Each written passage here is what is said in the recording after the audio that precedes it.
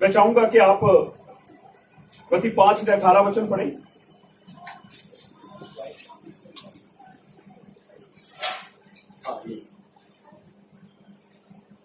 ये न समझो कि मैं व्यवस्था को और भविष्यवक्ताओं की पुस्तकों को लोप करने आया हूँ। मैं लोप करने आया हूँ, लोप करने नहीं बल्कि परंतु मैं पूरा करने आया हूँ। मैं क्या करने आया हूँ? बस इसी बात ने बहुत सारे लोगों के अंदर इस बात को डाल दिया कि अब व्यवस्था खत्म हो गई। मैं आपको एक नए नियम का एक जो न्यू एडिशन आ रहा है, मैं आपको बताना चाहता हूँ, ट्री ऑफ लाइफ।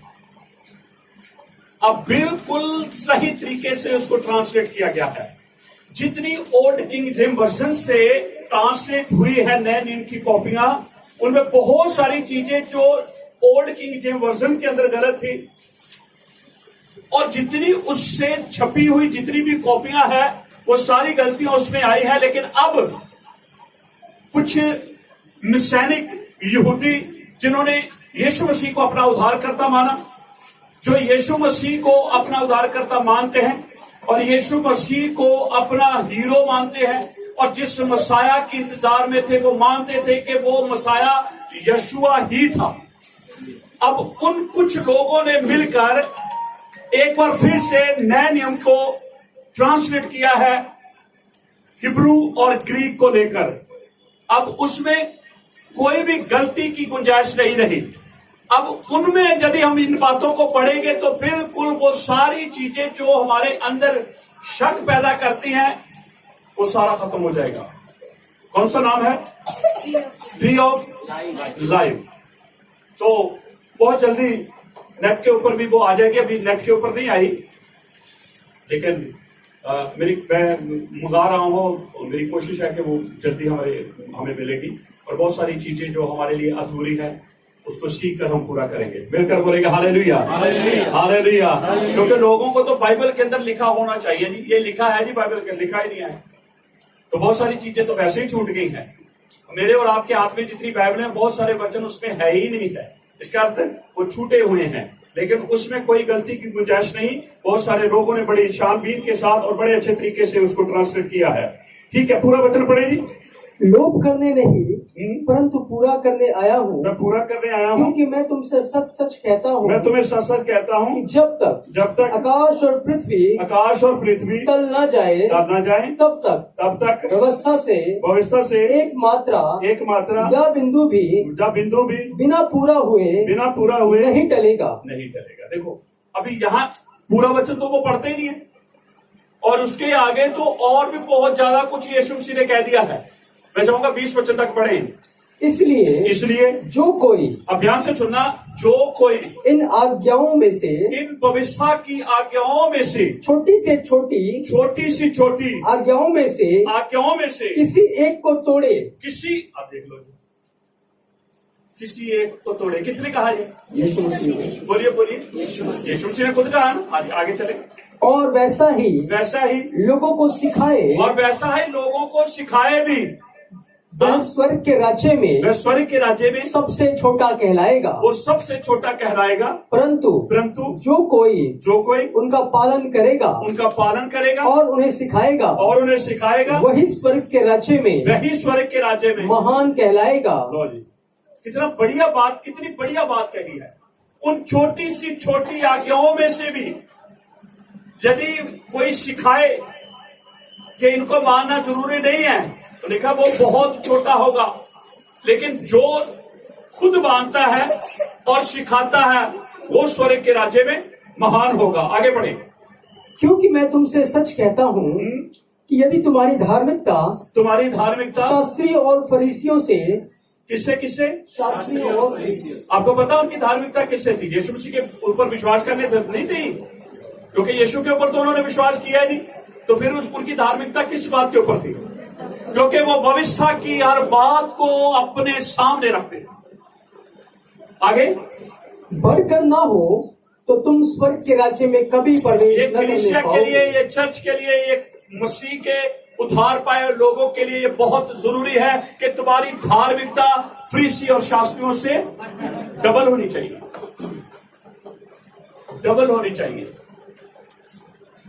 और ये यीशु मसीह मेरे और आपके जीवन से चाहता है। ठीक है, और एक दो वचन पढ़ेंगे। इब्रानिया 9 अध्याय में चलेंगे हम 12 वचन से, 11 से पढ़ेंगे। परंतु जब मसीह आने वाली अच्छी अच्छी वस्तुओं का महायाजक होकर आया तो उसने और भी बड़े और सिर्फ तंबू से होकर, जो हाथ का बनाया हुआ नहीं अर्थात इस सृष्टि का नहीं, और बकरों और बछड़ों के लहू के द्वारा नहीं पर अपने ही लहू के द्वारा एक ही बार पवित्र स्थान में प्रवेश किया और अनंत छुटकारा प्राप्त किया। क्योंकि जब बकरों और बैलों का लहू और कलोर की रात अपवित्र लोगों पर छिड़के जाने से शरीर की शुद्धता के लिए पवित्र करती है, तो मसीह का लहू जिसने अपने आप को सनातन आत्मा के द्वारा परमेश्वर के सामने निर्दोष चढ़ाया, तुम्हारे विवेक को मरे हुए कामों से क्यों न शुद्ध करेगा। ठीक है, ताकि तुम जीते परमेश्वर की सेवा करो। इस कारण वह नई वाचा का मध्यस्थ है, ताकि वह उस मृत्यु के द्वारा जो पहली वाचा के समय के अपराधों से छुटकारा पाने के लिए हुई है, बुलाए हुए लोगों के अनुसार अनंत मिरास को प्राप्त करे। क्योंकि जहाँ वाचा बांधी गई वहाँ वाचा बांधने वाले की मृत्यु का समझ लेना भी अवश्य है। क्योंकि ऐसी वाचा मरने पर पक्की होती है, और जब तक वाचा बांधने वाला जीवित रहता है तब तक वाचा काम की नहीं होती। इसलिए पहली वाचा भी बिना लहू के नहीं बांधी गई। तो यहाँ पर हमने ये पढ़ा है कि यीशु मसीह का जो अपना लहू है वो किसी बैल, बकरे, भेड़ या किसी मुर्दे या पापी का नहीं, बल्कि यीशु मसीह का खुद का लहू है। क्योंकि वो लहू इंसान को कामिल नहीं कर सकते थे, वो लहू इंसान को पवित्र नहीं कर सकते थे। पवित्र होते थे सिर्फ कितने? 1 साल के। जब हमने प्रायश्चित बनाया, हमने क्या देखा था? हमने यही देखा था कि महायाजक आता है। महायाजक साल में कितनी बार? 1 बार। और कौन से दिन? 7वें महीने की 10वीं तारीख। और वो क्या करता है? अपने लिए, अपने परिवार के लिए, पूरी इस्राएल कौम के लिए वो लहू लेकर, जो महान पवित्र स्थान है, पवित्र स्थान, उसमें जाकर परमेश्वर की हजूरी को महसूस करता है और परमेश्वर को लहू के द्वारा खुश करता है। तो जब याजक बाहर आ जाता है तो इस्राएलियों को पता चल जाता है कि परमेश्वर ने हमें 1 साल के लिए और माफी दे दी है, उनके पास प्रेजेंट और फ्यूचर के पाप। पर ये चलता जा रहा था। खुदा चाहता था एक पक्का इंतजाम किया जाए, और वो पक्का इंतजाम किसके द्वारा होना था? यीशु मसीह के लहू के द्वारा। तो यीशु मसीह ने पापों के लिए लोगों को अलग अलग विधियां दी। एक विधि नहीं दी, अलग अलग विधियां, अलग अलग नियम, अलग अलग कानून दिए। ये पाप होगा तो ये करना है, ये गुनाह हुआ तो ये करना है, ये गुनाह हुआ तो हर गुनाह के लिए एक अलग विधि। तो आज हम यहाँ पर भविष्यता की विधियां, भविष्यता सारी की बात नहीं हो रही, भविष्यता के कुछ हिस्से की कुछ विधियां जिसको इंसान कंप्लीट नहीं कर सकता था। कौन कर सकता था? सिर्फ यीशु मसीह। बोलिए यीशु मसीह कर सकता था। हर कुर्बानी के अंदर जब लहू बहता था, उनको बेशक पता ना चले कि एक दिन प्रभु यीशु मसीह आएगा और अपना लहू बहाएगा, लेकिन आज मुझे और आपको पता जरूर चलता है कि जब कुर्बानी का लहू बहाया जाता था तो वैसे ही हम एकदम से जोड़ देते हैं कि वो लहू उस लहू की ओर इशारा कर रहा था। किस लहू की ओर? यीशु मसीह के लहू की ओर। इसलिए आज का जो हमने लिखा है, टॉपिक लिखा है भविष्यता की विधियां, कुछ समय के लिए, जब तक यीशु मसीह नहीं आया था। याद रखें, आज कलीसिया के अंदर कोई भी ऐसा शख्स नहीं है जो ऐसे ही कुर्बानियां चढ़ा रहा होगा, जिसने यीशु मसीह को अपना उद्धारकर्ता मान लिया। उसकी समझ में आ गया कि बकरों का, बैलों का, भेड़ों का, मुर्दे का, पापी का लहू हमें कंप्लीट शिफा नहीं दे सकता था, पर परमेश्वर के पुत्र प्रभु यीशु का लहू हमें पूरी शिफा दे सकता था। और हर कुर्बानी का लहू यीशु की ओर इशारा कर रहा था। हर कुर्बानी यीशु मसीह की ओर इशारा कर रही थी। अगर इन कुर्बानियों से हमें निजात मिल जाती, इन कुर्बानियों से हमारा उद्धार हो जाता, तो फिर यीशु मसीह को अपना खून ना बहाना पड़ा। मिलकर बोलेंगे हालेलुया, हालेलुया। इसलिए कुर्बानियों को समझना, कुर्बानियों को जानना हमारे लिए बहुत जरूरी है। और आज कलीसिया का कोई भी व्यक्ति क्या बैल लेकर जाके कत्ल करके खून लाता है? क्या किसी मेमने को लाकर वो बात करता है? नहीं करता। उसको पता है कि यीशु मसीह ने अपना लहू हमारे लिए बहा दिया है। सुने, तो ये कुछ समय के लिए थे, जब तक यीशु मसीह नहीं आया। और जब यीशु आ गया, ये सारी चीजें स्टॉप हो गई और अब इन चीजों की जरूरत नहीं है। तो क्या सीखना भी नहीं चाहिए? बोलिए। आप कहें नहीं जी, हमें सिर्फ हमारे पापे तक ही हमें हमारा पापा याद होना चाहिए, जरूरी नहीं हमें अपने दादा का नाम चाहिए। दादा था या नहीं था? दादा का पापा होगा या नहीं होगा? जब आपको उनके नाम पता, आप कितने खुश होंगे यार, हमें तो अपनी 7 पीढ़ियों तक नाम पता है। खुश होंगे आप, बिल्कुल बोलेंगे हालेलुया, हालेलुया। ऐसे ही पुराना नियम जो हमें यीशु मसीह की हर तस्वीर को दिखाता है। यीशु मसीह जहां ऐसा था, अच्छा यीशु मसीह जहां ऐसा था, अच्छा यीशु मसीह ऐसे कर रहा था, यीशु मसीह ऐसे कर रहा था। हमें जब ये बहुत बहुत बातें पता चलती, कितना मजा आता है। लेकिन लोग कहते जी भविष्यता की हमें जरूरत है ही नहीं। भविष्यता की विधियां कुछ समय के लिए थी। ये परमेश्वर ने, मैंने आपको बताया, हर पाप से माफी पाने के लिए एक विधि दी। हम पढ़ते हैं पहली जो कुर्बानी है, होम बलि की कुर्बानी। कौन सी?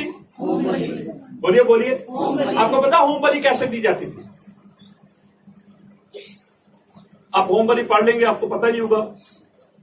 अब्राहम के बेटे इसाक की कुर्बानी होम बलि के रूप में थी। इसाक की कुर्बानी कैसे होनी थी? होम बलि के रूप। हाँ सुने, पहले वेदी बनाई जाती। मैंने आपको बताया था वेदी किसकी ओर इशारा करती। वेदी के लिए कुछ पत्थर रखे जाते, पत्थरों के ऊपर कुछ लकड़े रखी जाती। फिर जिसकी कुर्बानी देनी उसको बांधा जाता और उस लकड़ों के ऊपर लटा दिया जाता। फिर उसके खंजर मारा जाता, उसका सारा लहू बहाया जाता और उसके बाद उसको आग लगा दी जाती। होम बलि का अर्थ है जलाना, कुर्बानी को जलाना। Hallelujah, hallelujah. आपको पता है यीशु मसीह जब क्रूस के ऊपर था, वो मेरे और आपके लिए होम बलि बना था। परमेश्वर का क्रोध उसके ऊपर था। वो परमेश्वर के क्रोध की आग में तड़प रहा था। वो परमेश्वर के क्रोध की आग में जल रहा था। तभी तो वो कहता मैं प्यासा हूं। प्यास कब लगती है? जब कड़ाके की धूप से निकल कर आते हैं ना, चले होते हैं, मुंह भी सूखा होता है, तो हम क्या मानते हैं? सुने, ध्यान से सुने, होम बलि को यीशु मसीह ने कैसे पूरा किया। क्रूस के ऊपर 6 घंटे तक वो परमेश्वर की आग में तड़पता रहा, परमेश्वर की आग में जलता रहा। क्या मेरे और आपके लिए ये जानना जरूरी नहीं है कि वो मेरे और आपके लिए होम की बलि की कुर्बानी बना है? अब मुझे और आपको होम बलि चढ़ाने की जरूरत नहीं है। अब मुझे और आपको होम बलि बनने की जरूरत नहीं है। यीशु मसीह ने कुर्बानी को चढ़ा दिया है और यीशु मसीह खुद होम की बलि बन गया है।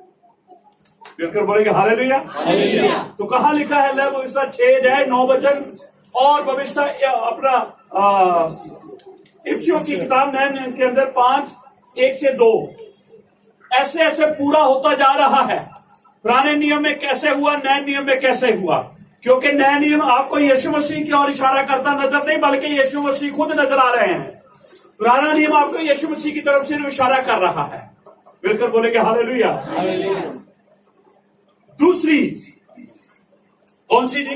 अनबली। बोलिए बोलिए। अनबली। देखा ना, अनबली की भविष्य। अनबली क्या, किसको बोलते हैं? क्या खाते हैं? बोलिए बोलिए। तो यीशु मसीह ने खुद कहा था कि जब तक गेहूं का बीज जमीन में गिरकर मर नहीं जाता वो कभी फल नहीं आएगा। यीशु मसीह अपनी उदाहरण दे रहा था कि मैं वो गेहूं का बीज हूं जिसको एक दिन जीवन की रोटी बनना है। फिर बोलेगा हालेलुया। अच्छा, गेहूं को आटे के रूप में बदलना है तो क्या करना पड़ेगा? गेहूं बोलिए बोलिए। पीसना पड़ेगा। और फिर उसके बाद गूंदना पड़ेगा। फिर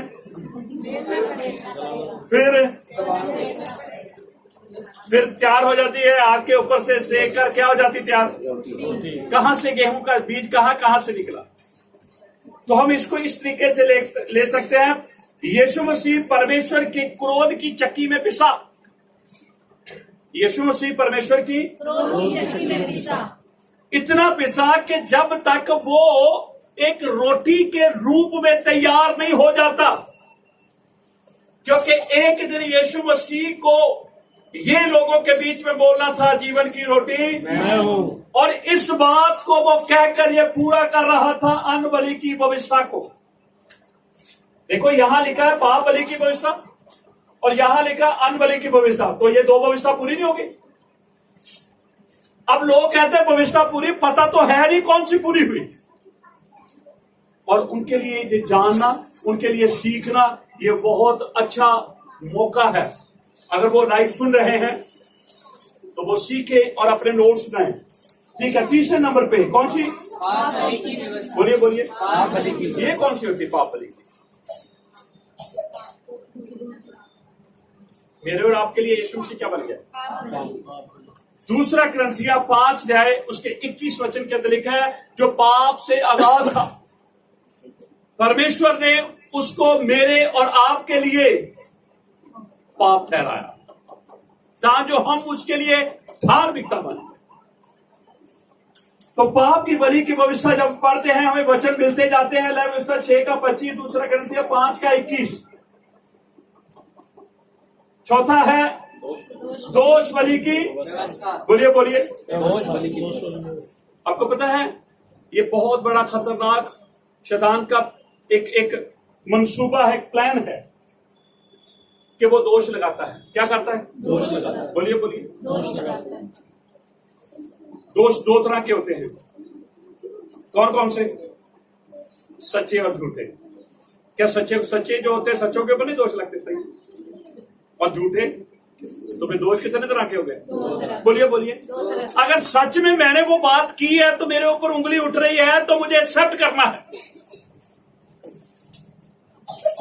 अगर मैंने वो काम नहीं किया और मेरे ऊपर उंगली उठ रही है तो मुझे धन्यवाद करना है। हालेलुया। अब ध्यान से सुनिए, यीशु मसीह ने इन दोनों बातों को लिया।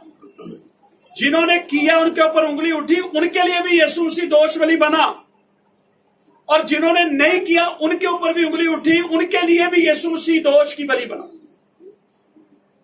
हालेलुया। तो आज जब आपने कोई गुनाह किया या कोई गलती की या कोई ऐसा काम किया जिसके कारण लोगों ने मेरे ऊपर उंगली उठाई, तो मुझे तुरंत यीशु के कदमों में बैठ जाना है और ये कहना है, हाँ प्रभु मेरे लिए तू दोष बलि बना। और मैंने तो अपने कर्मों का, मैंने तो अपने जो किए काम उनका मुझे जो मेरे ऊपर उंगलियां उठी है, मैं हकदार था, पर आपने कुछ नहीं किया था, फिर भी आप मेरे लिए दोष बलि बने। मैं विश्वास करता हूं उस दोष का गुनाह भी मेरी और आपकी जिंदगी से खुदा हटा देता है। फिर बोलेंगे हालेलुया। हालेलुया। कौन सी? कितनी है? 1 2 3 4 5 भी है। बोलिए बोलिए। आपको पता है मेल कौन सी बात, कौन सी चीज हमें कराती है एक दूसरे के साथ? क्षमा क्षमा। देखो यीशु, हाँ प्रेम। यीशु मसीह जब क्रूस के ऊपर था, उस सबसे पहली बात कौन सी कही?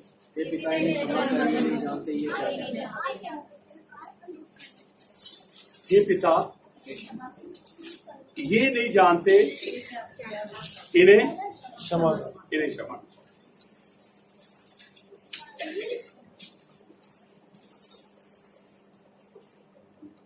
यीशु मसीह उस समय बहुत शांत है।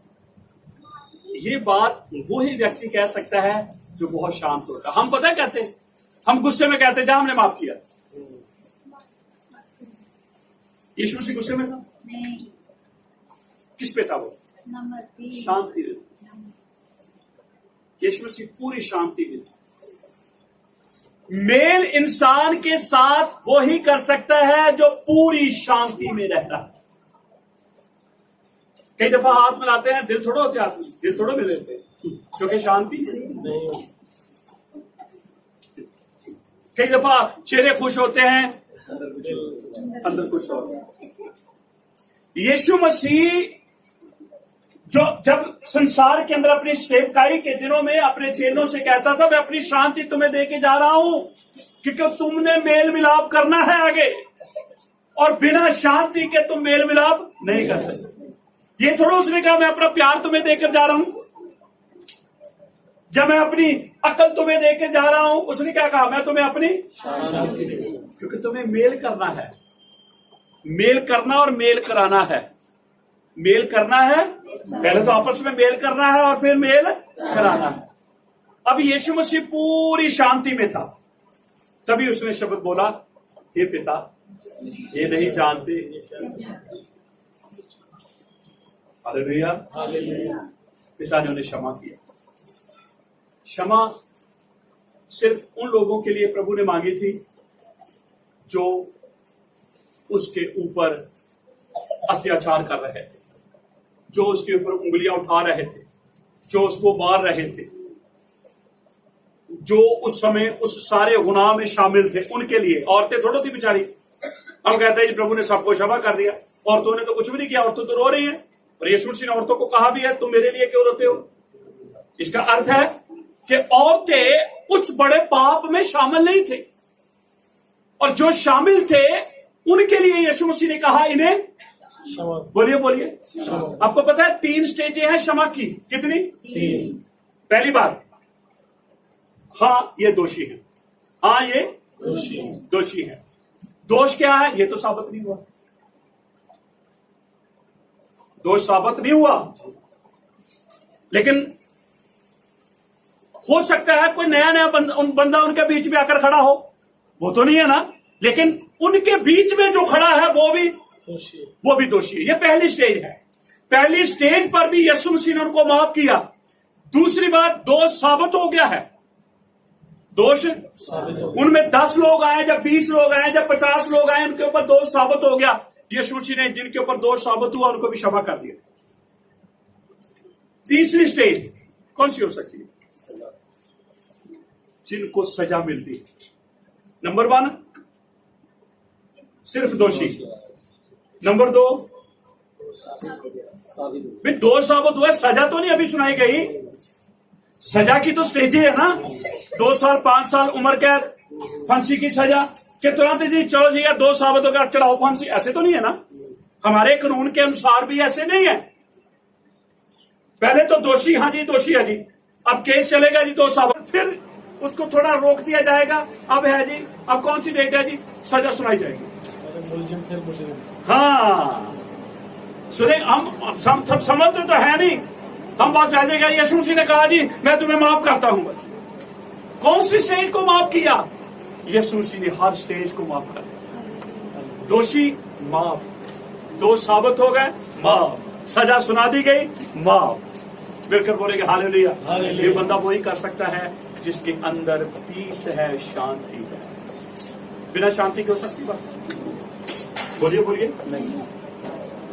तो मेल बलि ऐसे ही नहीं उसने अपने आप को चढ़ाया क्योंकि वो शांति में था, उसने मुझे और पिता को लिया, एक कर दिया। मैं दोषी था, माफ कर दिया। मेरे दोस्त साबित हो गए, माफ कर दिया। मुझे सजा सुना दी गई, मुझे माफ कर दिया और मुझे बाप के साथ एक कर दिया। मिलकर बोलेंगे हालेलुया। हालेलुया। तो पढ़िए क्या लिखा है। होम बलि की व्यवस्था, दूसरा अन्नबलि बलि की व्यवस्था, तीसरा पाप बलि की व्यवस्था, चौथा दोष बलि की व्यवस्था, पांचवा मेल बलि की व्यवस्था। क्या मैं और आप इन बलियों को चढ़ाते हैं? बोलिए क्यों? क्योंकि हम कर ही नहीं सकते।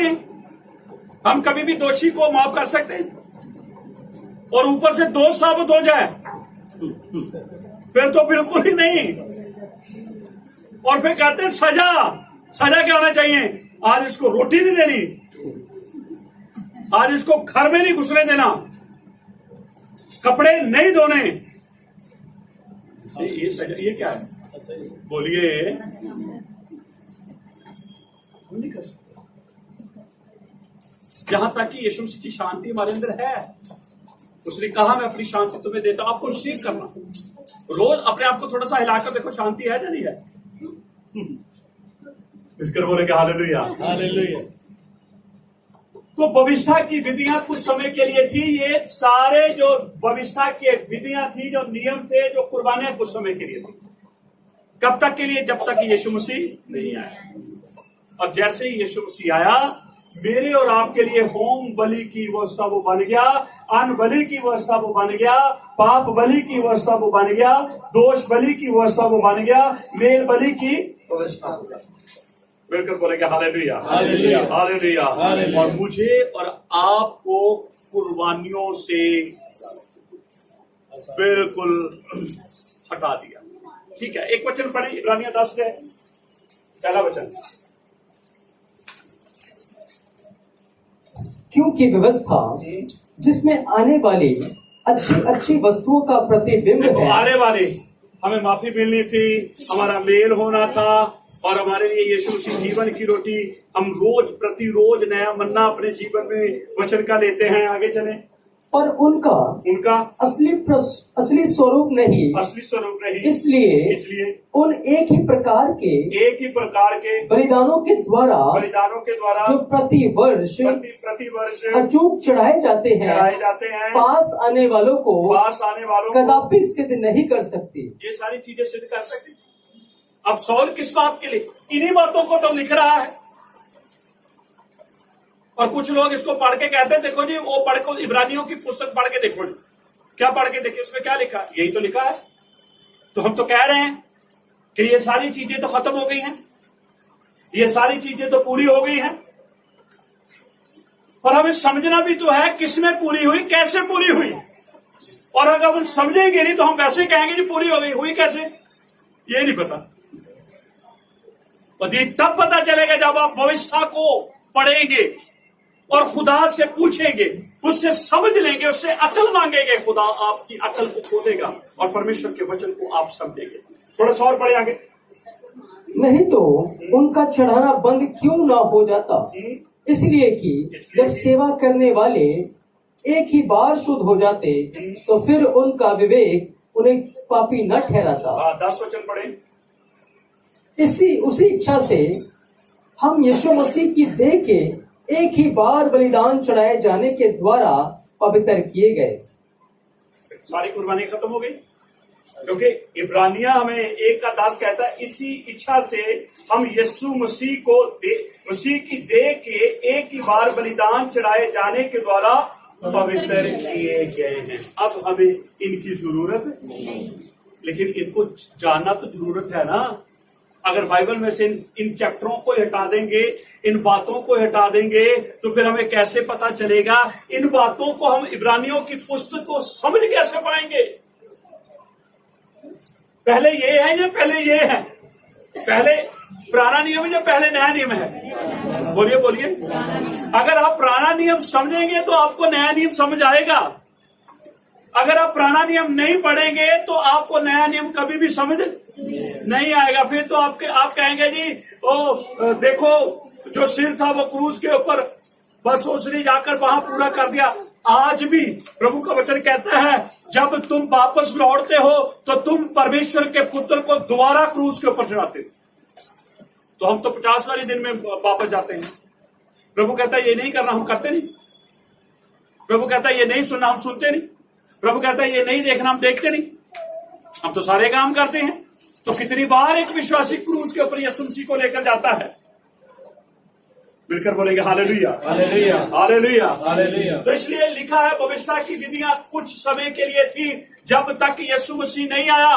और जैसे ही यीशु मसीह आया, उसने अपना लहू बहाकर हर कुर्बानी के सिलसिले को हमेशा के लिए खत्म कर दिया। भविष्यता नहीं खत्म हो गई, कुर्बानियों की व्यवस्था खत्म हो गई।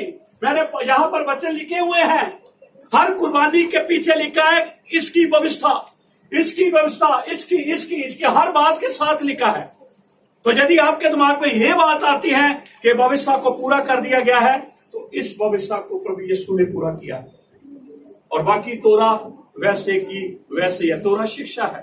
तोरा एक हमारे लिए बाउंड्री है जिसमें रहकर उधार पाए हुए व्यक्ति को जीना है। तोरा हमें खाना सिखाती है, तोरा हमें पहनना सिखाती है, तोरा हमें बोलना सिखाती है, तोरा हमें सुनना सिखाती है। अगर आप उसको हटा देंगे, आप क्या खाएंगे आपको पता ही नहीं है। आज तक लोग सब कुछ खा रहे हैं।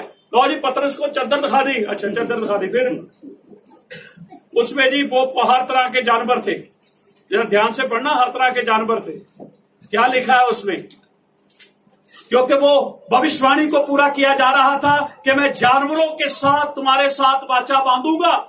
और जब वो बात पतरस के ऊपर प्रकट हुई कि परमेश्वर अन्य जातियों को उधार देना चाहता है, उनको बचाना चाहता है, शुद्ध अशुद्ध को इकट्ठा करना चाहता है, तो ये खुदा नहीं कह रहा था कि तुम अब सब कुछ खाते पीते, दुआ कर लो जी सब कुछ ठीक हो जाता। मिलकर बोलेंगे हालेलुया, हालेलुया। नहीं, ये तो कहां लिखा था जी? ये तो पुराने नियम में। अब तुम जो मर्जी पहनो, अब तुम जो मर्जी करो। किसी ने सवाल किया है, किसी ने सवाल किया जी, स्कर्ट पहननी जॉर्ज मैरिज तो पहनती है, जॉर्ज मैरिज तो तुम बड़े टाइट दिमाग के लोग हो, तुम बड़े पुराने ख्यालों के लोग हो। तो भाई ने बहुत बढ़िया बताया, जॉइस मैरिज को आप कहते हैं वहां के छोटे छोटे बच्चे बड़े सा पहनते हैं। क्यों? क्योंकि जब वो बच्चे पैदा होते हैं वो माहौल ही वैसा देखते हैं। उसकी माँ ने कैसा पहना है, उसकी बहन ने कैसा पहना है, वो जॉब पर जाती वहां क्या पहना है, उसको माहौल ही वैसा नजर आता है, इसलिए वो वैसा। तुम केड़े माहौल से रहते हो? तुम तो अपना माहौल खुद खराब कर रहे हो। क्या तुम्हारे घरों में ऐसे रहते हैं? बोलिए बोलिए आप लोग, फिर हम क्यों नकल करते हैं? मिलकर बोलेंगे हालेलुया। नहीं नहीं, वो जो पीरागढ़ी के चर्च वाले हैं ना, वो तो बड़े तंग दिमाग के हैं जी। वो तो उनकी तो सोच बड़ी लिबर्ट की सोच, छोटी सोच है, कंजर्वेटिव। हालेलुया। बहुत सारे सवाल उठते हैं, क्या ये चीजें नहीं, दिल ठीक होना चाहिए। बोलो क्या करना? दिल ठीक हो। आप जब पैदा होते हैं ना, आप अपने इर्द गिर्द के लोगों को देखो कैसे रहते हैं। हम क्यों दूसरों की कॉपी करेंगे? क्योंकि जो चीजें गुनाह को बढ़ावा देती हैं, हम चीजों की ओर क्यों भागेगा? मिलकर बोलेंगे हालेलुया। इसलिए तोरा हमें सिखाती है हमें क्या पहनना है, हमें कैसे रहना है, हमें कैसे जीना है, हमारे लिए कहां तक हमारी सीमा है। अगर हम सीमा से बाहर, आपको पता आदम और हवा ने क्या किया? बोलिए बोलिए। शमसून ने क्या किया? दाऊद ने क्या किया? सीमा से बाहर गए, फिर मजे लिया उन्हें, परेशान हुए, उनकी जिंदगियां तबाह हुई हैं, उनके ऊपर बड़े कष्ट आए हैं, बड़े क्लेश आए हैं। इसीलिए सुलेमान कहता है, जो दीवार को तोड़ेगा सांप उसे ही डसेगा। और ये दीवार कुछ और नहीं है, ये हमारे लिए तोरा है। मुझे और आपको खुदा ने दी है कि हम उस व्यवस्था में रहकर खुदा की महिमा करें, खुदा की जय जयकार करें, खुदा की प्रशंसा करें। मिलकर बोलेंगे हालेलुया, हालेलुया। तो आज हमने कुछ उन हिस्सों को देखा जिसको परमेश्वर के पुत्र प्रभु यीशु मसीह ने पूरा किया। बाकी हमारे लिए शिक्षा आज भी वैसे ही है, और जब मैं और आप उसे फॉलो करेंगे तो मैं विश्वास करता हूं हम आशीष पाएंगे।